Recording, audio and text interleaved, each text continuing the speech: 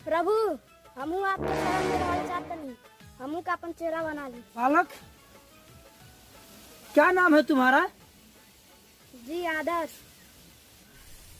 बालक तुम्हें हमारे शिष्य बनने के लिए पैसा लगेगा। पैसा यहाँ फ्री में कुछ नहीं होता है, पैसा चाहिए।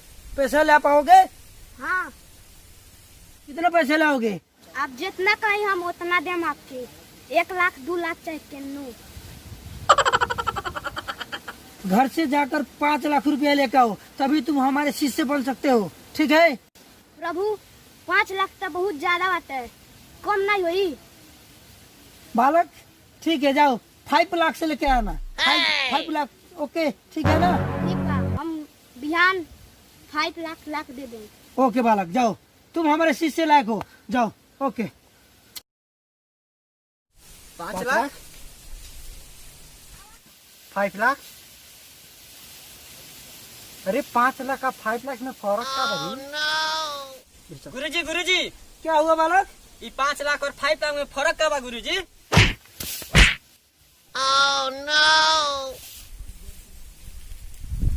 हमके क्या मरनी बाबा?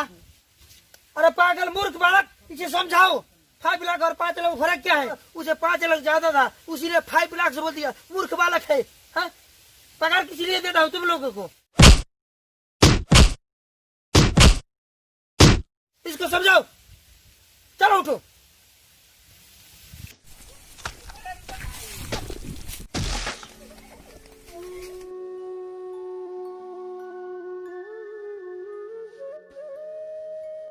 बाबा हमारे भाई बचा ली बाबा। बाबा बहुत तकलीफ में बाबा, बचा ली तनी। क्या हुआ बालक, क्या हुआ? उसे क्या हुआ है? पेट दुखा था बाबा, बड़ा परेशानी में बाबू। पेट दर्द कर रहा है? हाँ। अच्छा ठीक है, घबराओ मत, सब ठीक हो जाएगा।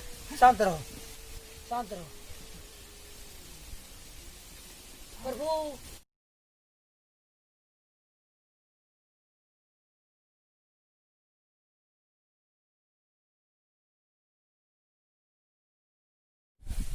बालक तुम लोग अपना कार्य शुरू करो। अरे मूर्ख बालक, ये क्या कर रहे हो? ये क्या कर रहे हो तुम लोग? मुझे क्यों झाड़ फूक कर रहे हो? उसको झाड़ फूक करना है। मूर्ख बालक तुम लोग मुझे झाड़ फूक कर रहे हो? ठीक है, बच्चे को यहाँ पे सुलाओ, लाओ उसको ले आओ यहाँ पे, जाओ उसे लेकर आओ।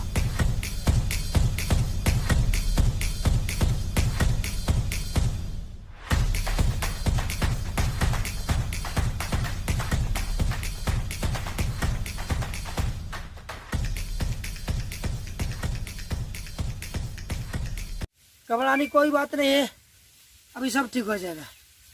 अभी हम बात कर रहे हैं प्रभु से। बाबा जल्दी करी। मूर्ख बालक, बाबा ध्यान में बने, इन्हें प्रभु से बात होता।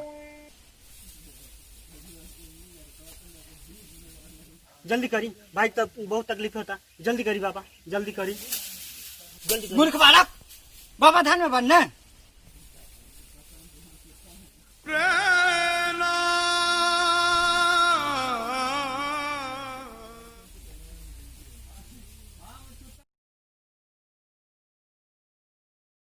अभी सब ठीक हो जाएगा। अभी हम बात कर रहे हैं प्रभु से। शांत रहो बालक, शांत रहो, अभी ठीक हो जाएगा। शांत रहो, शांत रहो।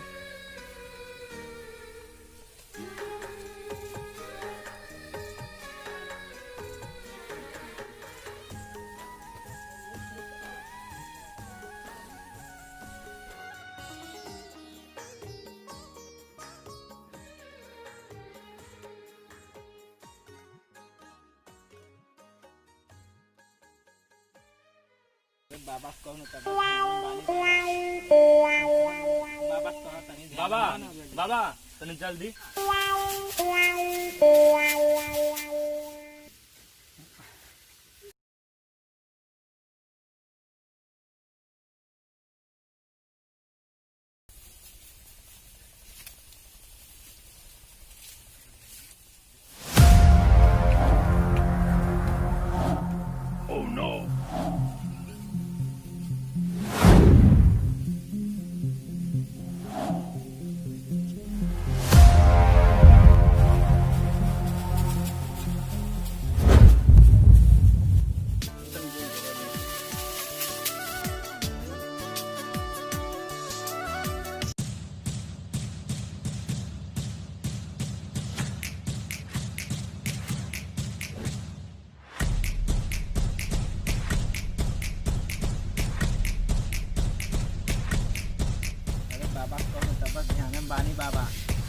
बाबा बाबा जल्दी बाबा देखा नीचे बाबा ध्यान में बने कब कहीं ना डिस्टर्ब करेंगे ना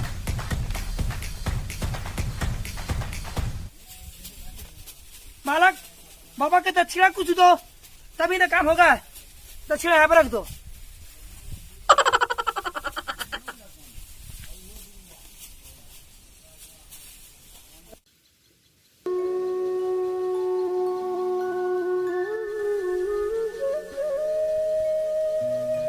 गुरु के दक्षिणा मिल गया हमने क्या मिली रे हमने क्या मिला बात ना झर ले हमने क्या ना झर ले चल बका रुक ले जा झरा जा बाबा की दक्षिणा दे देना था मिल गया हमने नहीं कुछ चाहिए हाँ मोबाइल ओके चालू कर जल्दी चालू कर झार भाई झार झार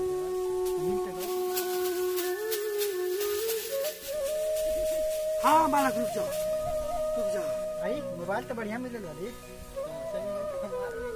देखे मूर्ख बालक झाड़ो इसको झाड़ वो करो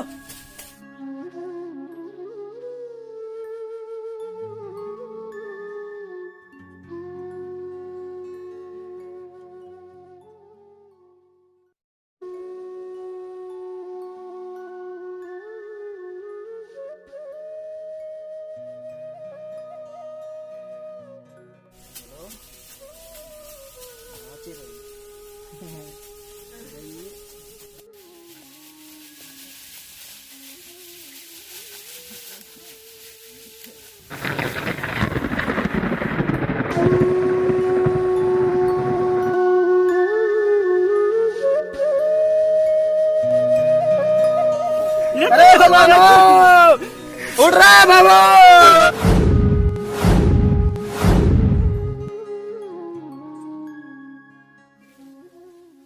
अरे तभी झाड़ फूक कर वाला मेरा भाई मर गए हमने भाई मर गए ऐसे झर फूक कर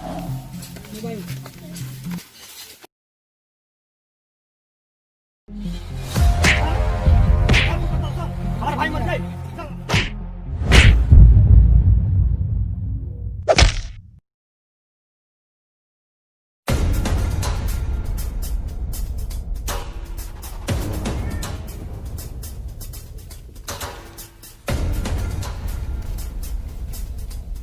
क्या हुआ बालक क्या हुआ रे अरे बचाओ भाई